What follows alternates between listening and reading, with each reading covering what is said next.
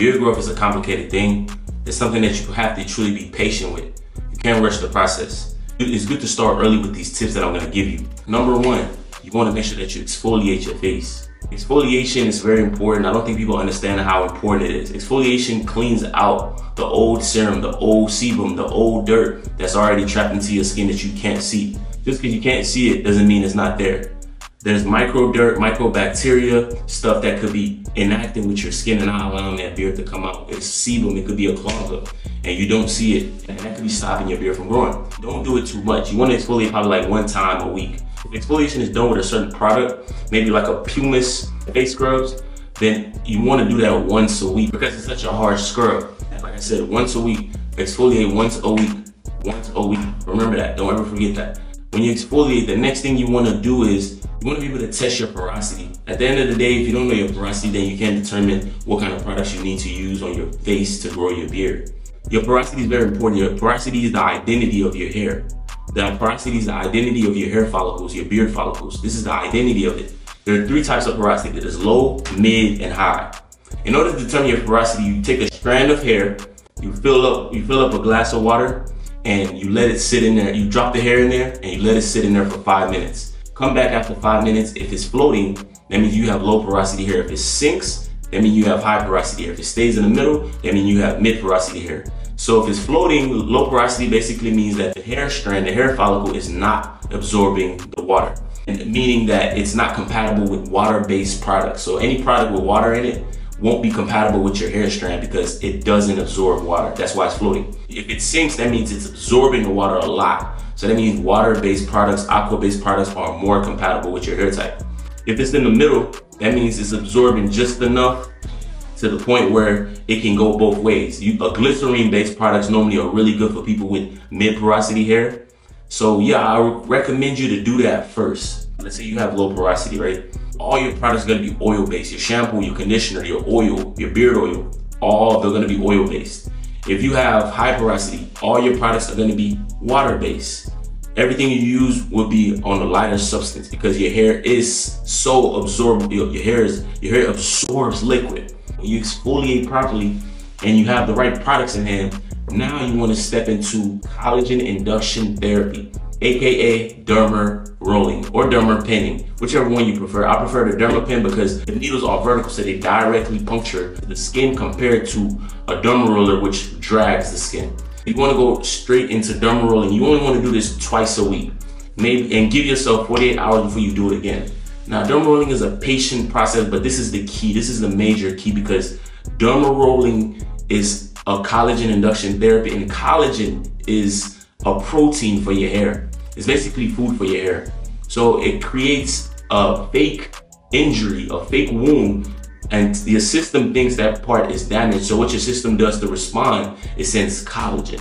You know what I'm saying? And collagen is that protein that your skin and your hair need to grow. So you're tricking your system to tell it, hey, listen, send me some protein, send me some food. Not only is that the key, the first step, allowing that rest time, that rest period, the recovery period, and the product you use after, definitely make this a sweet process. So when you derma roll, like I said, I tell people all the time, you're gonna use a derma roller, which is a lot more least expensive short term. Derma pin is a lot least expensive long term because you just replace the cartridge, but you can have that forever. With the derma roller, after a while, the needles get very stale. It starts chafing off, it starts breaking, it breaks easy. Depending on the kind of derma roller you have. If you're gonna spend a lot of money on a derma roller, you might as well just get a derma pen. What you wanna do if you do have a derma roller already, you wanna do short, choppy rolls. I tell people this all the time, you wanna do short, choppy rolls because the way to properly puncture your skin is vertical. Now the derma roller is built horizontally, so it's pulling, it's like a tire. It's pulling compared to going in, right? So with short, choppy rolls, you don't leave the micro needles any room to roll. It's puncturing just like a derma pen would, but it's not as efficient because the derma pen is automatic, so it efficiently does it for you. It's really the key. The derma pen really will produce the collagen in the areas that you need. When you derma roll, it's manual, so you depend on a lot of your force, your energy. So you might do it perfectly here, and the next place you don't do it perfectly, and the beard doesn't grow equally. In the beard, you have patches now because you didn't properly do it. So I just recommend a dermapen. It's a good investment. Like I said, 48 hours in between. Third thing you want to do is the product that you apply. This is key. This is like the food. Like you've harvested the crops, now you want to water it. How do you water crops?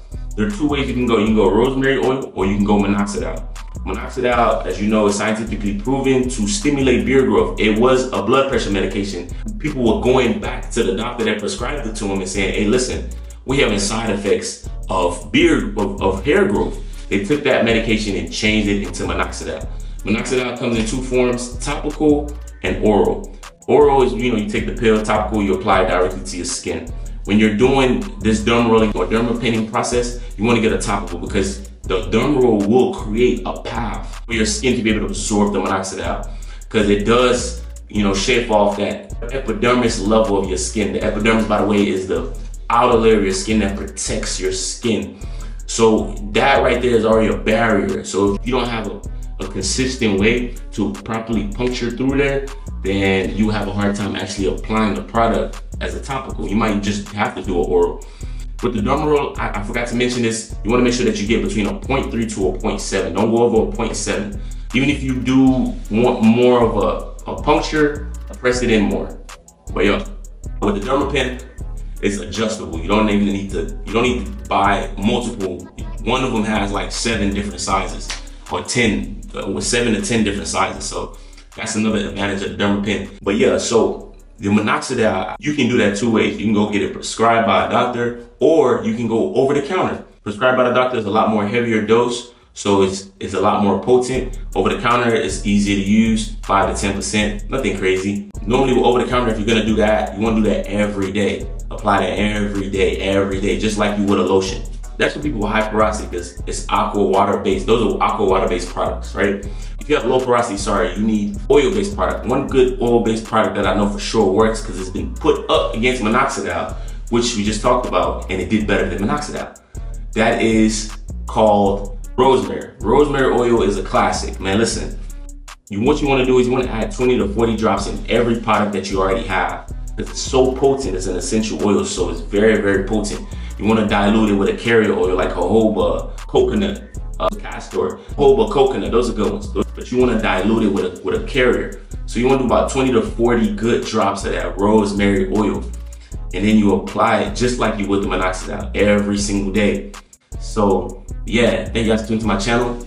I'm going to be talking about more videos in this topic when it comes to beard growth, when it comes to hair growth, when it comes to shampoo, conditioner, when it comes to skincare. I'm going to be going more deeper and more in detail like I did with this topic. My name is Untitled Chapter. Thank you guys for tuning to my channel. We are out.